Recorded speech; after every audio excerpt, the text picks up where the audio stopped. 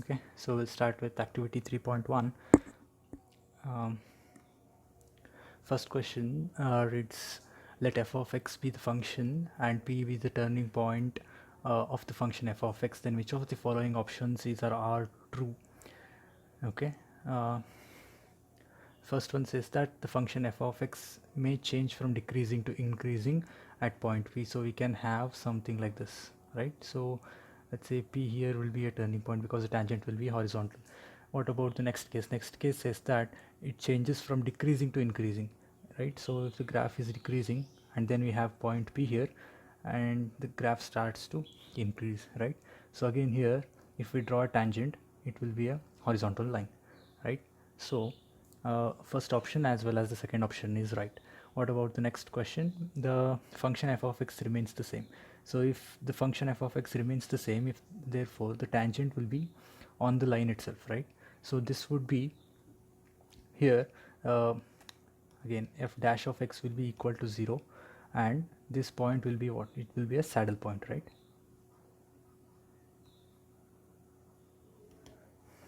Okay, so first two options are right. Moving on, let f of x be a function and the graph of the function is given in the figure. Okay, so we have a graph something like this. So what does the option reads? The option says the number of local maxima for the function is 2.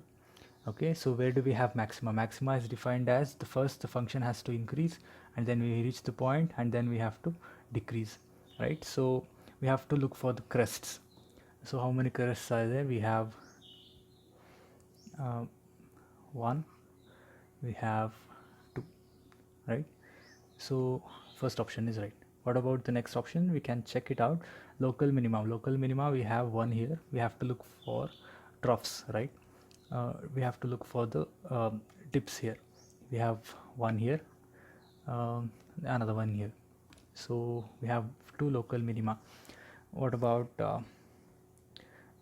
at the origin? In the origin, the function is a straight line, a horizontal line, right? So we will be having a saddle point at the origin.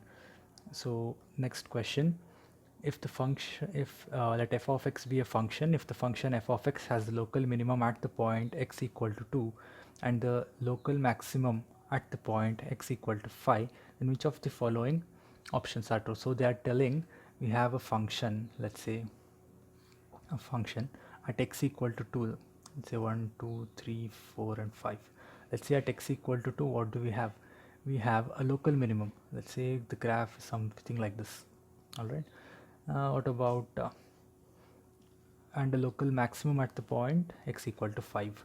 At x equal to point, we have the graph would be something like this, right?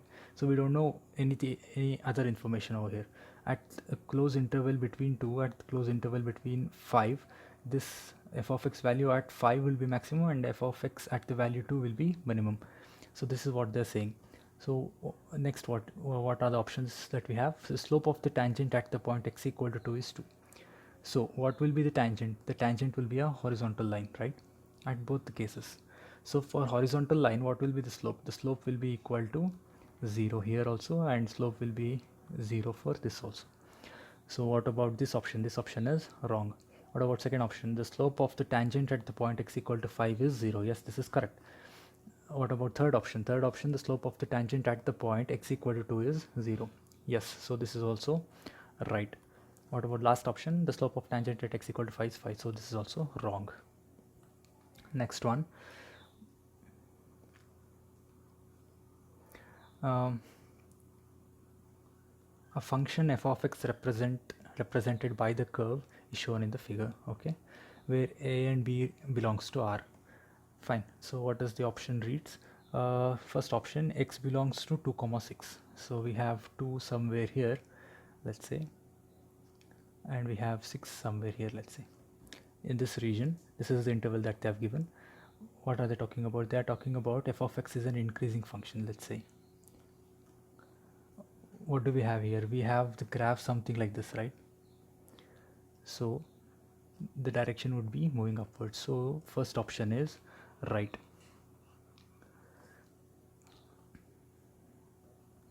What about second one?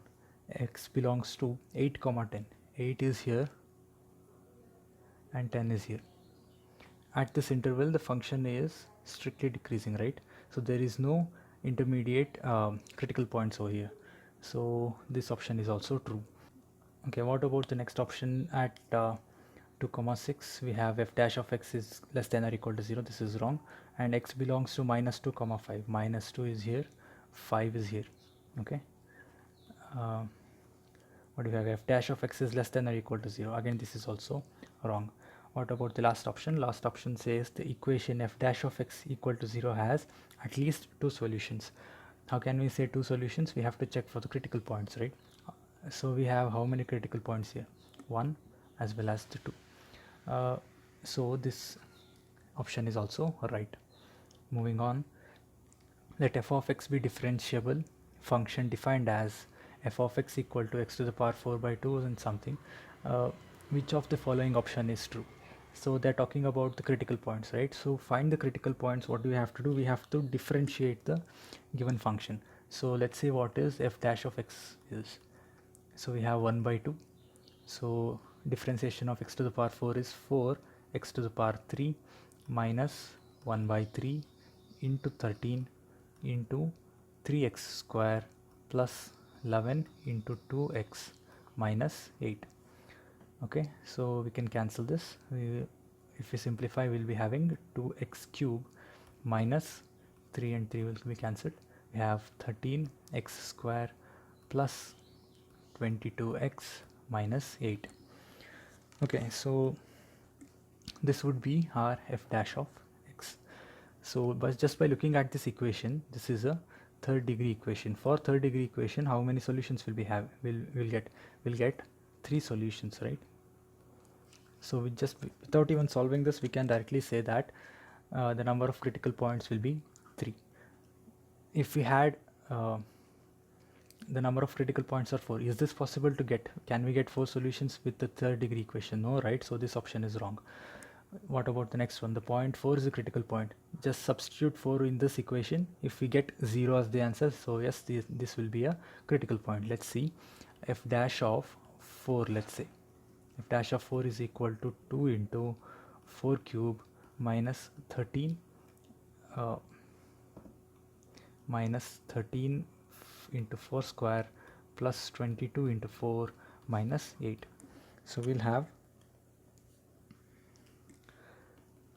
2 into 64 minus 3 into 16 plus 88 minus 8. So after simplifying, we'll have 0 as the answer. What about next point? So this option is true. What about next one? The point x equal to 1 is a critical point. Okay, let's say what we'll have, f dash of 1. So if we substitute 1, we'll have 2 minus 13 plus 22 minus 8. So if we simplify this, we'll have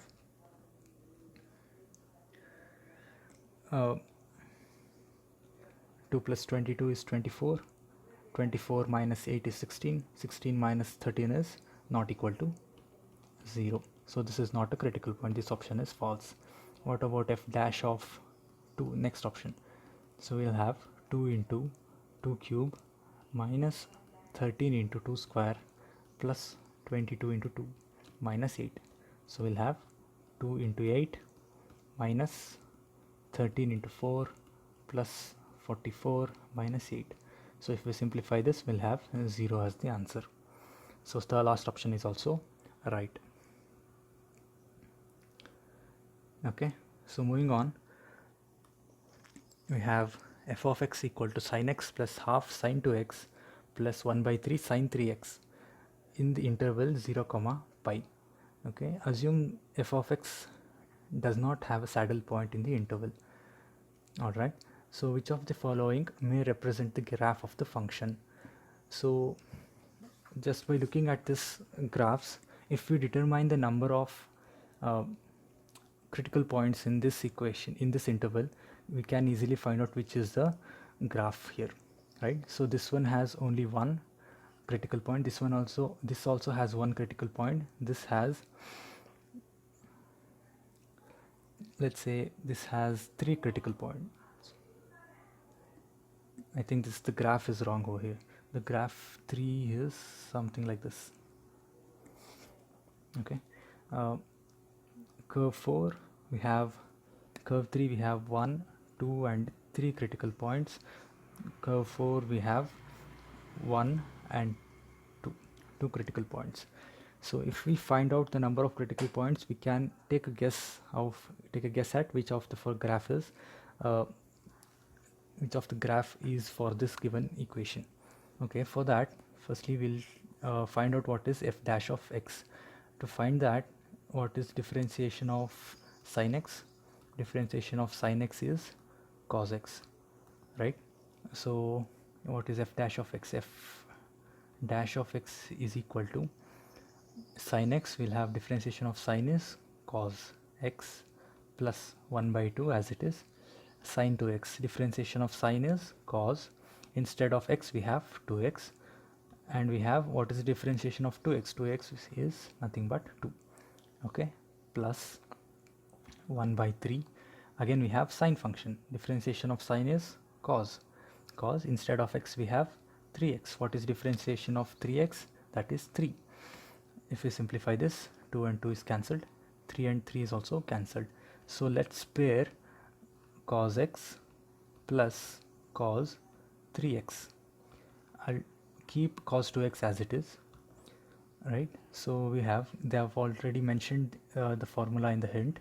Using this we'll have 2 cos of x plus y. Here x is x itself, y is 3x. X plus y by 2, that is x plus 3x, that is 4x. 4x divided by 2 is 2x, into cos of x minus y by 2, that is x minus 3x, whole divided by 2, that is minus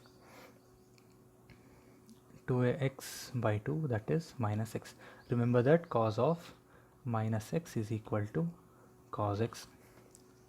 So that is cos x plus cos 2x as it is. So here in this equation I can take cos 2x as common. So what is remaining? The remaining terms are 2 cos x plus 1, right? So to find the critical points we have to equate this equation to 0, right? So now here this equation is in the form, let's say a into b is equal to 0, right? So this is in this form, either a will be equal to 0 or b will be equal to 0. Let us consider this one, cos 2x is equal to 0 now. So in the hint they have given, if cos x is equal to 0, then x will be pi by 2 and 3 pi by 2. So don't get confused that we can take 3 pi by 2 even though it is not in the interval. That is not the case. After simplification, the final value of x, that what we get, whether that is in the given interval or not, that is important. We'll see that. If cos of 2x is equal to 0, then what will be 2x? 2x will be equal to pi by 2, or 2x will be equal to 3 pi by 2. Then what will be x value? X is nothing but pi by 4. Does pi by 4 is in the interval 0 comma pi? Yes. Or what is this here? X is equal to 3 pi by 4. What is 3 pi by 4? What is pi by 4? Pi by 4 is nothing but 45 degree, right? What is 3 into 45 degree? That is 135 degree. So is this in the interval 0 comma pi? Yes, this is between 0 and 180 degree. This exists in between there. So this also holds good. What about next one? 2x plus 1, that is 2 cos x plus 1 will be equal to 0. That is nothing but cos x is equal to minus 1 by 2. This implies that x is equal to, what is cos pi by 2? Cos pi by 2 is nothing but x equal to 60 degree. At x equal to 60 degree we'll have 1 by 2. So how do we get minus 1 by 2? Remember that in second quadrant cos is negative, right? So if we have 180 minus 60, is that in second quadrant? Yes. So is cos of 180 minus 60. What is this equal to? This will be equal to cos 60 degree, right? But it is also equal to cos of 180 minus 60 is 120 degree, right? Okay, so here x will be equal to 2 pi by 3. Is this in the interval 0 comma pi? Yes, this is also in the interval 0 comma pi. So see that we have 1, 2 and 3 critical points. From the observation we can say that curve 3 is the correct option. Seventh one, what would be the number of distinct solutions for the equation f dash of x equal to 0 for f of x equal to 1 by 3 x cube? They have given the equation. Let's say what is f dash of x? F dash of x is given by differentiation of this, that is 1 by 3 as it is. X cube differentiation is 3x square plus 2x plus 1. So 3 and 3 will be cancelled. We have x square plus 2x plus 1 is equal to 0. So if we factorize this, we'll have x plus 1 into x plus 1, right? So we have x minus 1, x equal to minus 1, or x equal to minus 1. So observe that here both of this solution. For a quadratic equation, we know that there exist two solutions, right? For 2-degree equations, we'll have two solutions. Here also we have 2-degree equation, so we'll have two solutions. Observe that these two solutions are not distinct. That is, both the solutions, in both solutions we are getting x value as minus 1. So how many distinct solution we have? We have only one distinct solution, that is option 3. Next one.